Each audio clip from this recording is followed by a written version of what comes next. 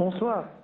Parlez-nous de ce dialogue national qui a été représenté pratiquement par toutes les forces politiques ainsi que des figures publiques et des experts dans tous les domaines. C'est une façon de dessiner la carte de l'avenir pour l'Égypte. Comme vous avez dit, les forces politiques, les personnalités, les jeunes gens, les étudiants, c'est-à-dire toutes les factions, tous les partis sont là. Ils conviennent pour discuter les affaires de leur pays et ils suggèrent une carte de route pour l'avenir de l'Égypte. Ça, c'est brièvement ce que ce dialogue national est à propos. Mais en principe, le président a demandé que cela prenne place il y a un an maintenant, et pas que c'est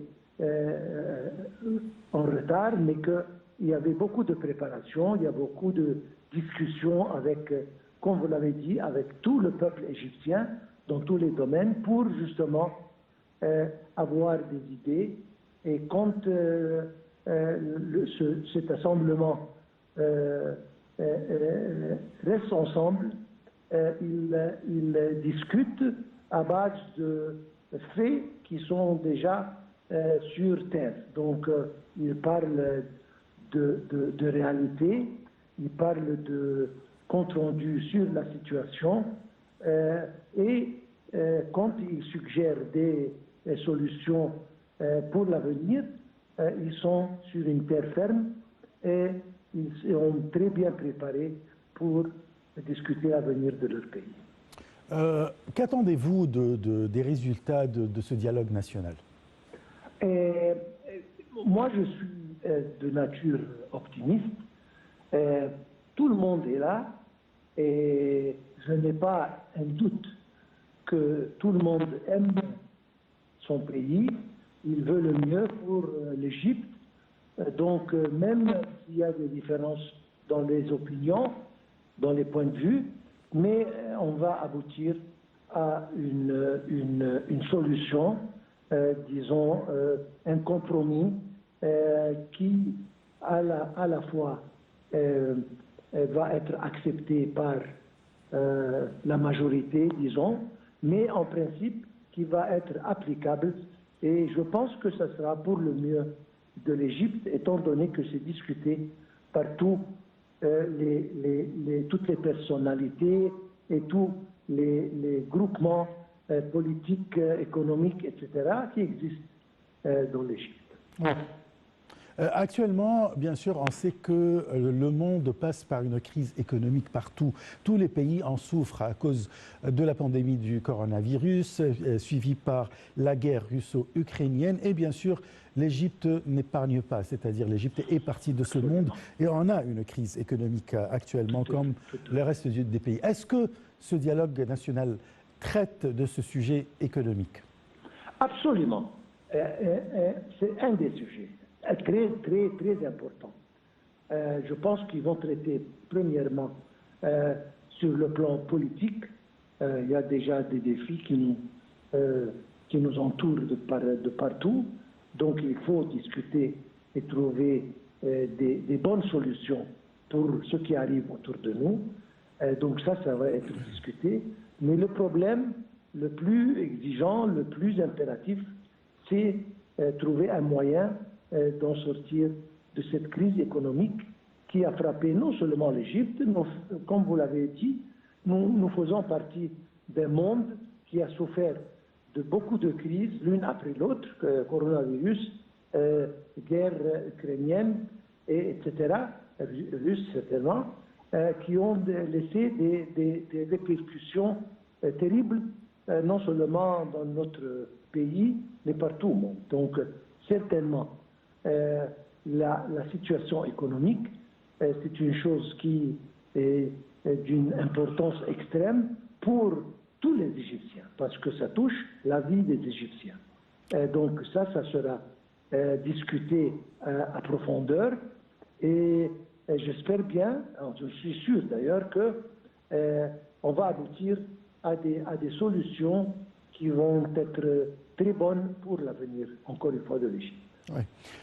Là, il y a, je profite de votre présence, puisqu'il y a la guerre au Soudan avec les affrontements entre deux forces armées là-bas.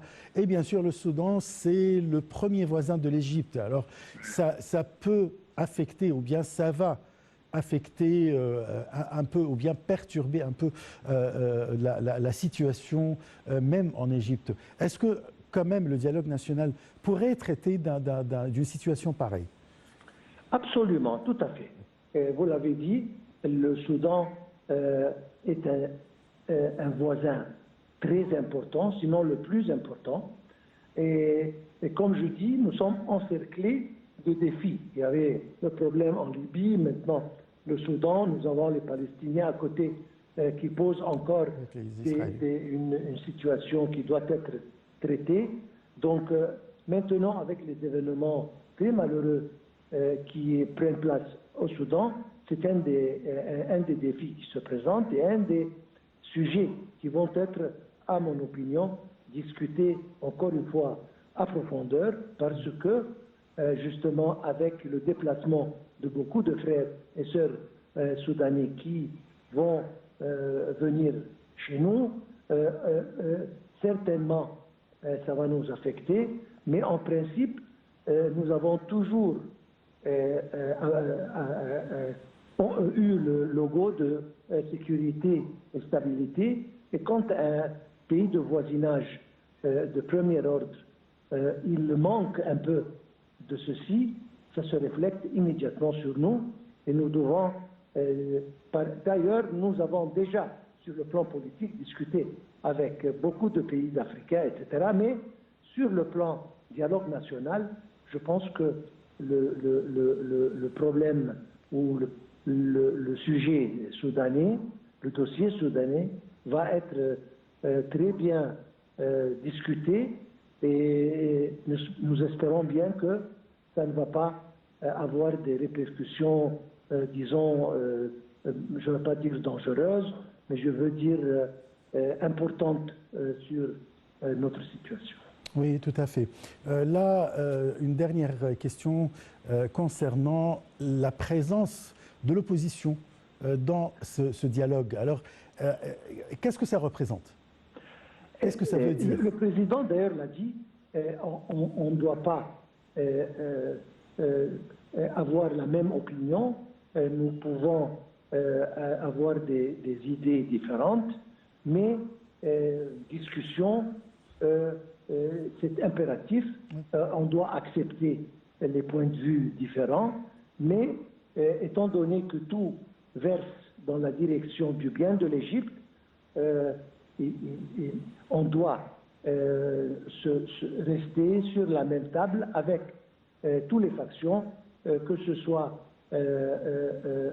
avec ou contre, pour savoir leur point de vue. Oui. Et il se peut qu'ils aient des idées qui peuvent être utiles, mais en principe, dans toutes les démocraties, il faut rester avec l'opposition et savoir comment ils pensent et qu'est-ce qu'ils ont en tête pour justement aboutir à des conclusions qui soient bonnes pour tout le monde.